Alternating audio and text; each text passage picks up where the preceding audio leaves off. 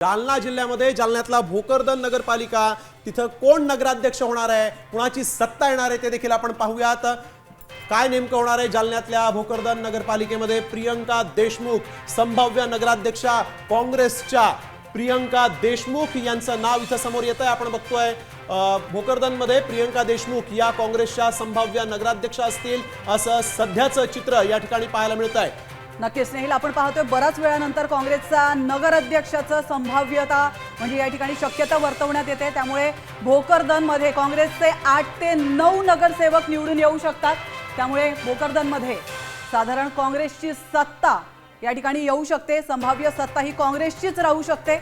8 ते 9 नगरसेवक हे काँग्रेसचे निवडून येऊ शकतात। उद्याचा निकाल हा फार महत्त्वाचा असणार आहे भोकरदनसाठी, कारण या ठिकाणी काँग्रेसची सत्ता येण्याची शक्यता वर्तवण्यात येते।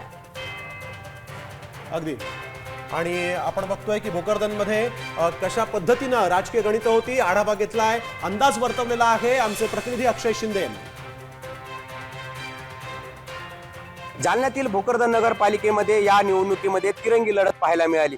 भाजप, राष्ट्रवादी शरद पवार गट आणि काँग्रेस या तिघांमध्ये या निवडणुकीमध्ये तिरंगी लढत झाली। इकडे भाजपचे माजी मंत्री रावसाहेब दानवे आणि त्यांचे पुत्र आमदार संतोष दानवे, तर दुसरीकडे शरद पवार गटाचे चंद्रकांत दानवे आणि काँग्रेसचे जिल्हाध्यक्ष राजाभाऊ देशमुख या 3 नेत्यांच्या प्रतिष्ठा या निवडणुकीमध्ये पणाला लागल्या। भोकरदन नगरपालिकेच्या निवडणुकीमध्ये पाणी प्रश्न, स्वच्छताचा प्रश्न चांगलाच गाजलेला आपल्याला या ठिकाणी पाहायला मिळालं। तिन्ही नेत्याकडनं शहरामध्ये मोठमोठ्या नेत्यांच्या सभा पार पडल्या, सगळ्या नेत्यांनी घरोघर जाऊन प्रचार केला आणि ही निवडणूक रंगतदार होताना आपल्याला या ठिकाणी पाहायला मिळाली। भाजपचे रावसाहेब दानवे असतील किंवा संतोष दानवे असतील, त्याचबरोबर शरद पवार गटाचे चंद्रकांत दानवे आणि काँग्रेसचे जिल्हाध्यक्ष राजाभाऊ देशमुख या तिन्ही नेत्यांनी घरोघरी जाऊन प्रचार केला। मतदारांनी आपल्याला निवडून देण्यासाठी आवाहन देखील केलं।